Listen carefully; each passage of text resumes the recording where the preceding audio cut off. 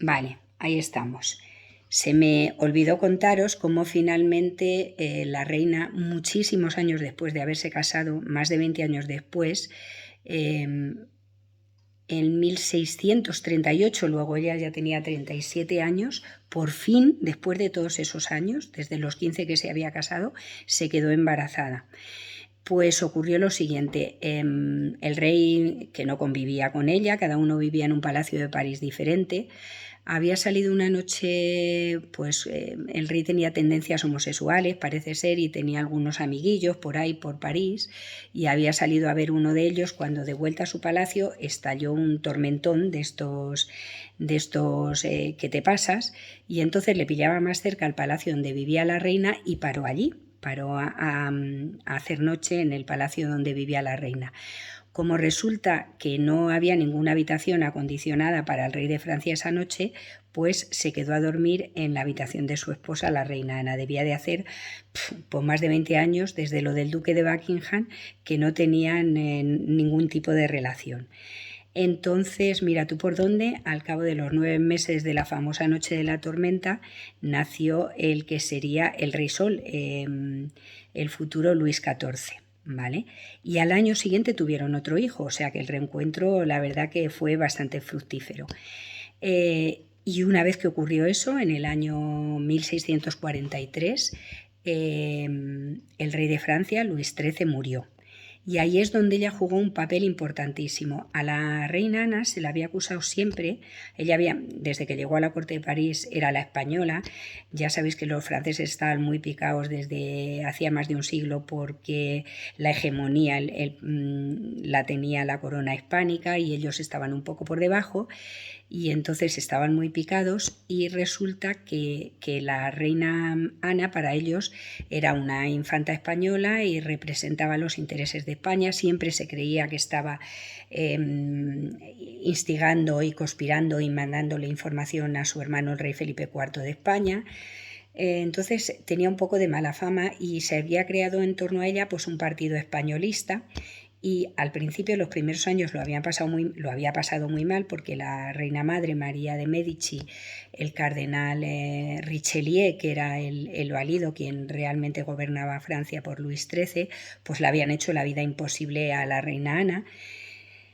Y fijaos qué talla política tuvo esta mujer, que, bueno, la verdad que cuando llegó al poder ya no vivían ni María de Medici ni el cardenal Richelieu, que había muerto un año antes que su marido, pero sí que estaba ocupando el gobierno Mazarino, que era, pues digamos, Mazarino era otro cardenal y era la continuación de Richelieu. Entonces todo el mundo se esperaba que al ser ella, al morir su marido y ser ella la regente de Francia, porque su hijo era pequeño, tenía un año, no, 3 o 4 años tendría el niño, pues pensaban que iba a atacar al partido opuesto, a toda esta gente que había quedado de aquellos que le hicieron la vida imposible. Pero fijaros, yo creo que las fidelidades de las personas pueden cambiar a lo largo de la vida, y las fidelidades de una mujer seguramente cambian siempre en el momento en el que tienen un hijo. No sé si pensáis lo mismo que yo. Pero finalmente esta reina, que siempre había sido tratada en Francia de extranjera, de la española, terminó siendo para los franceses una de sus mejores reinas. De hecho, la adoran a la reina Ana porque efectivamente durante estos años, lo tengo por aquí apuntado, desde 1643 a 1651 que ejerció la regencia, pues tuvo un papel político destacadísimo, y en este momento sí que logró dejar a su hijo colocado de tal manera que Francia desbancó en Europa a España de la hegemonía. ¿Vale? Cuando Luis XIV llegó al poder, la monarquía francesa ya era una monarquía más fuerte que la española.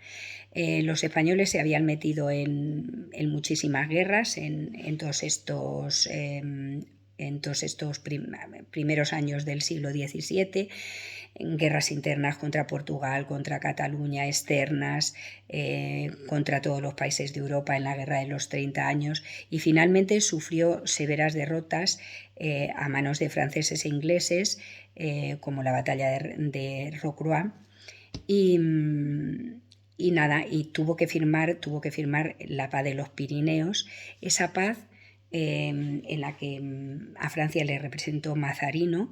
En esa paz estuvo también presente la reina Ana, que por fin vio, la paz se firmó en los Pirineos, se firmó en la isla de los Faisanes, en el río Bidasoa, y ahí ella volvió a ver a su hermano Felipe, que no veía desde que eran niños, desde que ella se marchó para París con sus 15 añitos. Ahí se reencontraron y digamos que sí que ahí España debió de ceder la hegemonía, aunque no sobre el papel no pareció en España un maltratado, pero sí que a partir de ese momento Francia, digamos que nos desbancó de ser la primera potencia que habíamos sido hasta ese momento. Así que la reina Ana ejerció una regencia estupenda por su hijo. Os iba a decir que no se vengó jamás de los que a ella la habían tachado de española y le habían hecho la vida imposible, sino que se los atrajo y gobernó con ellos, como con el cardenal Richelieu. ¿De acuerdo? Entonces también me parece un personaje fascinante, una mujer muy válida, y quería que supierais pues de esta señora de Valladolid.